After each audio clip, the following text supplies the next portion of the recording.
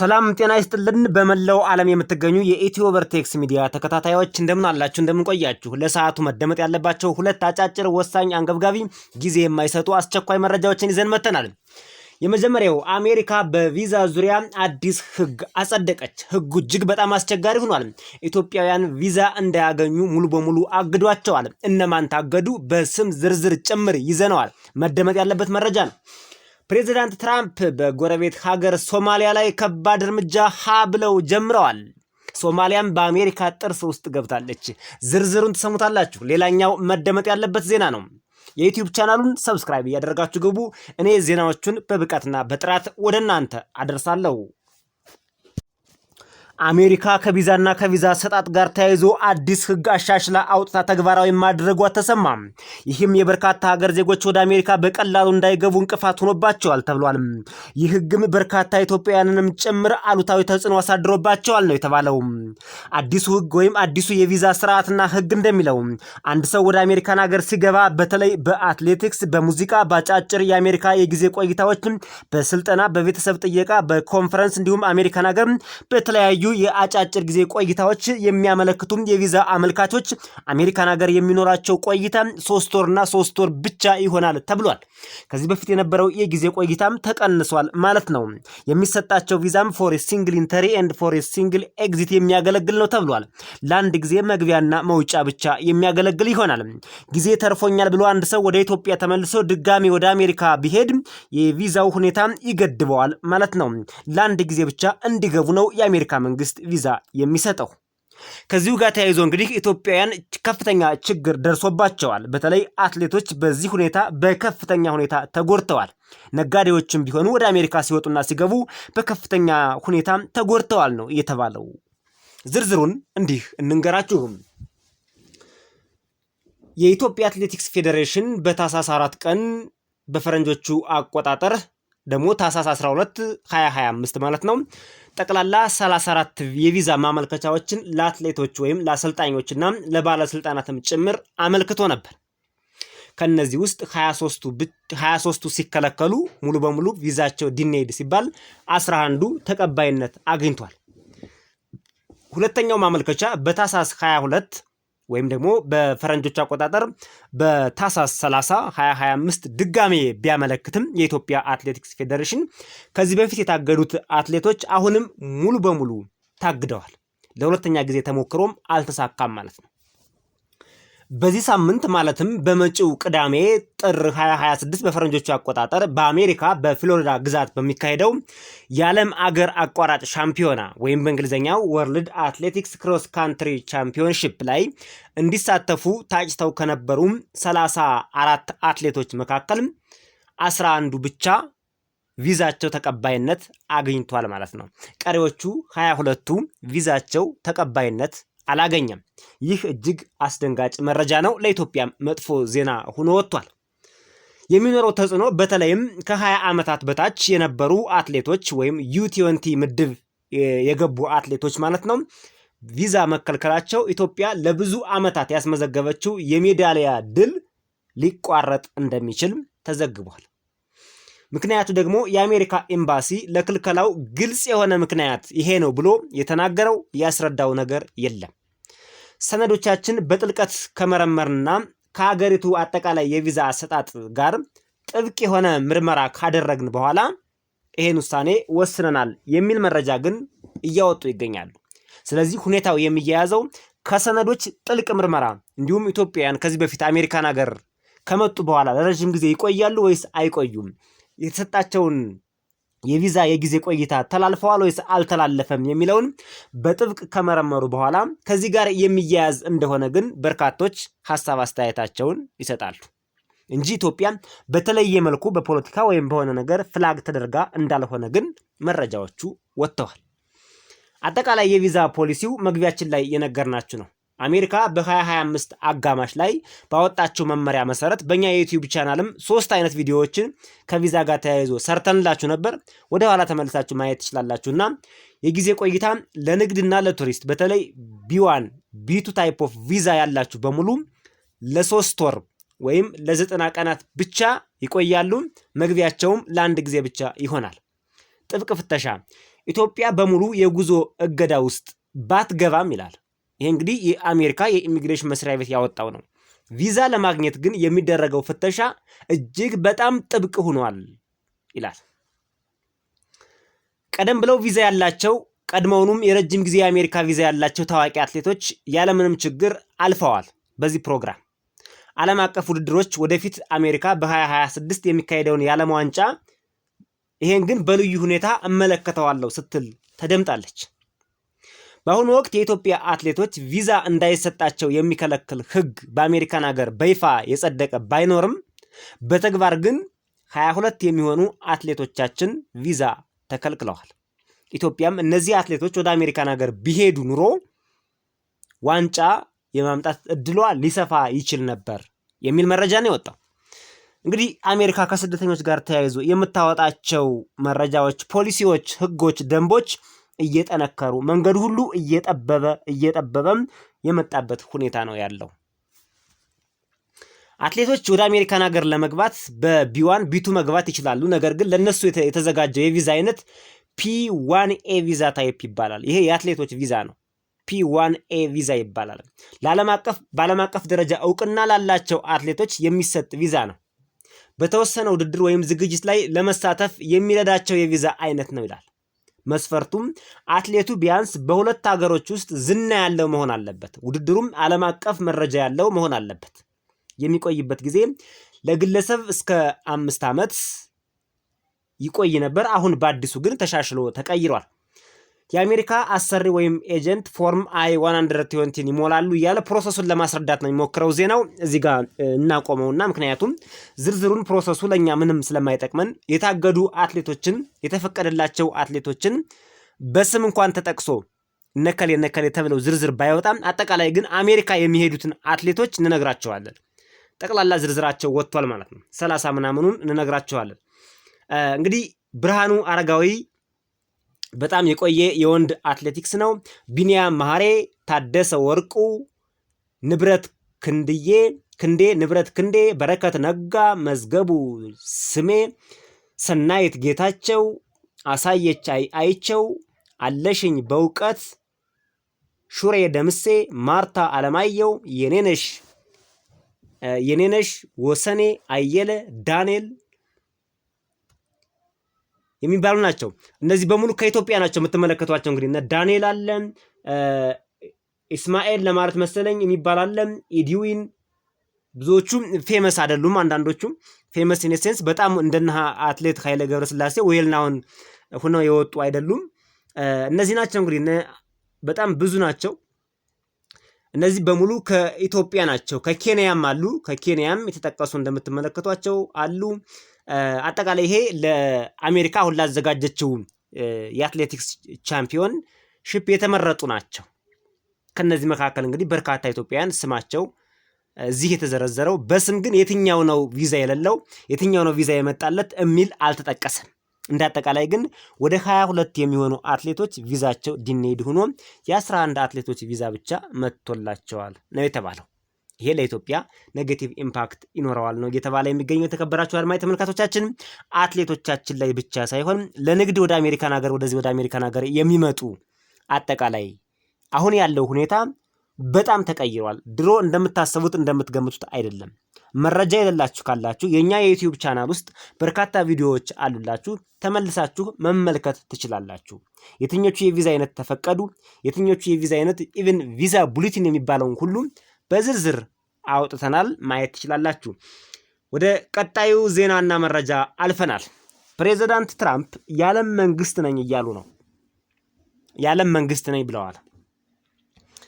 የዓለም መንግስታት ድርጅት፣ የዓለም ጤና ድርጅት፣ የዓለም የሴቶች ድርጅት፣ የዓለም የእርዳታ ድርጅት፣ የዓለም የምግብ ድርጅት ምንም በሉት ምንም እኔ ማላንቀሳቅሰው ከሆነ ለአሜሪካና ለትራምፕ ጥቅም የማይሰሩ ከሆነ ኢንቫሊድ ናቸው፣ ዋጋ የላቸውም፣ መንቀሳቀስም አይችሉም ሲሉ ተሰምተዋል። ፕሬዚዳንቱ በቅርቡ እንዳያቸዋቸውና እንደሰማቸዋቸው የቬንዙዌላን ፕሬዚዳንት ኒኮላስ ማዱሮን አስረው አሜሪካን ውስጥ ለፍርድ አቅርበዋል። እንግዲህ ብቸኛዋ የዓለም ሀገር ናት ይሄን የምታደርግ አሜሪካ ብቻ ናት። ሌላ ሀገር እንደዚህ አይነት የሌሎች ሀገሮች አምባገነን መንግስታትም ቢኖሩ እንኳን ህገወጥ መንግስታትም እንኳን ቢኖሩ በዚህ ደረጃ ኦፕሬሽን ሰርተው ለፍርድ የሚያቀርቡ ሀገሮች ሪሰንትሊ የሉም። ምናልባት የረጅም ጊዜ ታሪክ ያላቸው ሊኖሩ ይችሉ ይሆናል። ሁሉንም ዶክመንቶች ቼክ አላደረግንም፣ ግን አብዛኛውን ጊዜ የሚያሳየው የተለመደው በአሜሪካውያኖች ዘንድ ነው። በእርግጥ አሜሪካውያኖችም እንደዚህ አይነት ኦፕሬሽን ሰርተው ከሽፎባቸው ያውቃል። እናም ሶማሌ ውስጥ አንድ አምባገነን መንግስት ለመያዝ አሜሪካ ተንቀሳቅሳ ድል አታ ተመታ ተዋርዳ የተመለሰችበት ክስተት አለ። ሶማሌ ውስጥ ከሄሊኮፕተር የወረዱ በፓራሹት የወረዱ ኮማንዶዎቿ በሙሉ አልቀውባት አፍራ ደንግጣ ተመልሳለች።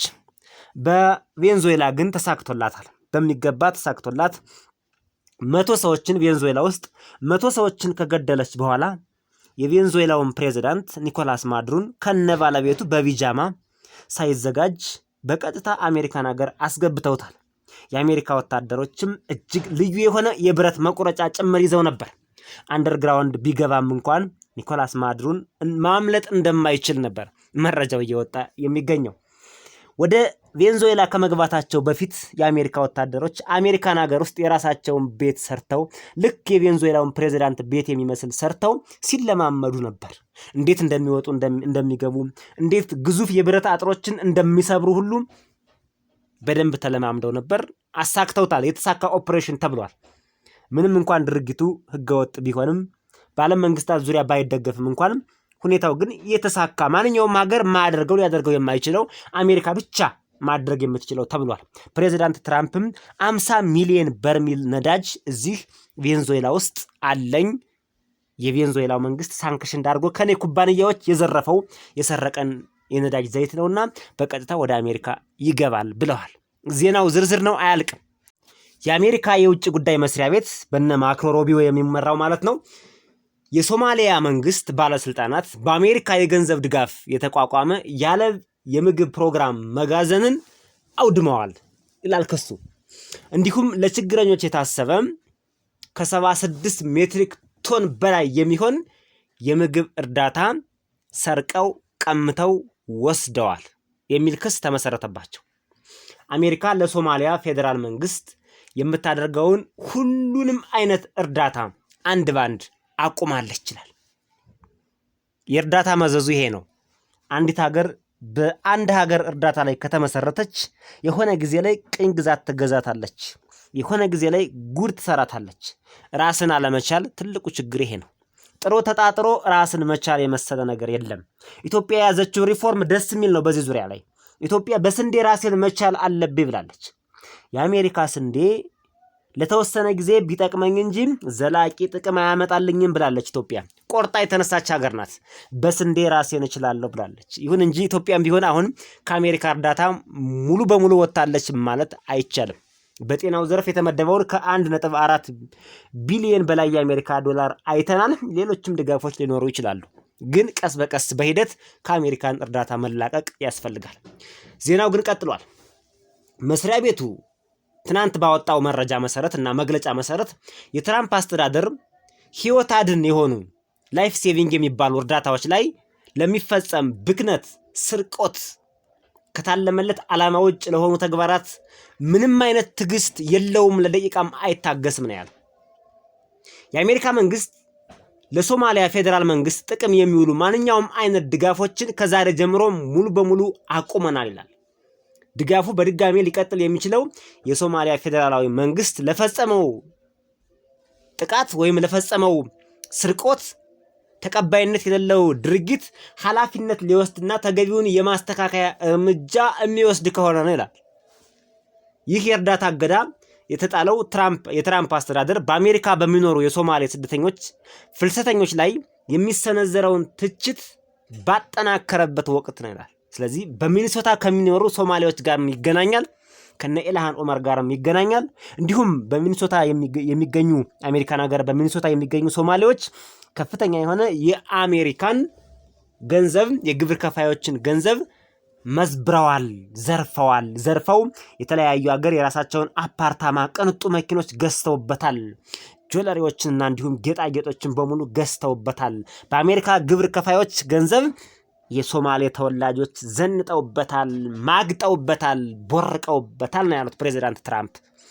ይህ ነገር ከአሜሪካ በቀጥታ ባለው ሰንሰለት ሶማሌ ክልል ውስጥ ገባ። ሶማሌ ክልል ሳይሆን ሶማሌ ሀገር ሶማሊያ ውስጥ ገባ። ሪፐብሊክ ኦፍ ሶማሊያ ውስጥ ገባና የሶማሌው ፕሬዚዳንትም አሁን ከርቸሌ ይገባሉ ወይስ ወደፊት ምን ይደረግባቸዋል የሚለው ቀጥሏል። ይህም በሚኒሶታ ግዛት የህፃናት እንክብካቤ ማዕከላት ላይ በሰፊው የሚታወቀውን ገንዘብ ማጭበርበር ክስ ያካትታል ነው የሚለው። እንዴት ሊንክ እንዳደረጉት ተመልከቱ። በተጨማሪም የአሜሪካ መንግስት ወደ አሜሪካ መምጣት የሚፈልጉ የሶማሌ ዜጎች ላይ ጠንካራ ገደብ ተጥሏል ነው የሚለው። አሜሪካን ሀገር መቼም ቢሆን አያዩዋትም። እዚህ አሜሪካን ሀገር ያሉትም ቢሆኑም ቀስ በቀስ ወደ ሀገራቸው ወደ ሶማሌ ይመለሳሉ።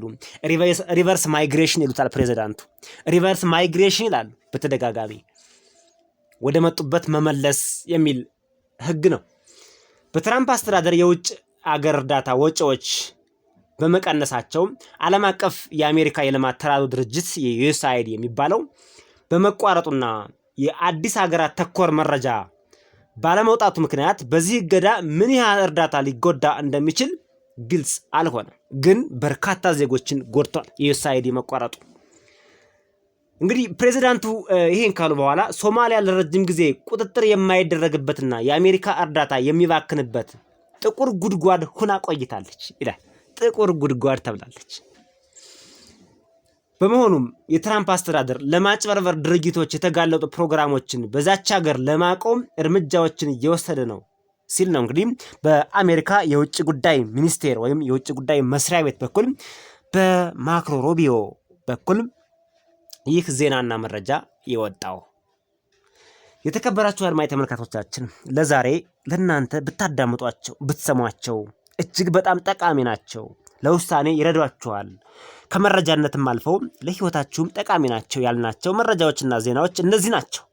ተመሳሳይ ዜናዎች፣ መረጃዎች ለጊዜው ሰበር ዜና እንኳን ተብለው ቢወጡ ግን ሁልጊዜም ሊደመጡ የሚችሉ የአሜሪካ የውጭ ጉዳይ መስሪያ ቤቶች እንዲሁም የአሜሪካን የስደተኞች መስሪያ ቤት ዩናይትድ ስቴትስ ኢሚግሬሽን ኤንድ ሲቲዝንሺፕ ሰርቪስ ያወጣቸው ዜናዎች፣ መረጃዎች፣ ህጎች፣ ፖሊሲዎች በሚገባ ተተንትነው ተከሽነውና በደንብ ቀርበው ከኛ የዩቲዩብ ቻናል ላይ አሉላችሁ።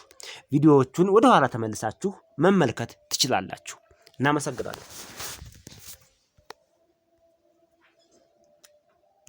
የአሜሪካ የውጭ ጉዳይ መስሪያ ቤት በነ ማርኮ ሩቢዮ የሚመራው ማለት ነው የሶማሊያ መንግስት ባለስልጣናት በአሜሪካ የገንዘብ ድጋፍ የተቋቋመ ያለ የምግብ ፕሮግራም መጋዘንን አውድመዋል ይላል ክሱ።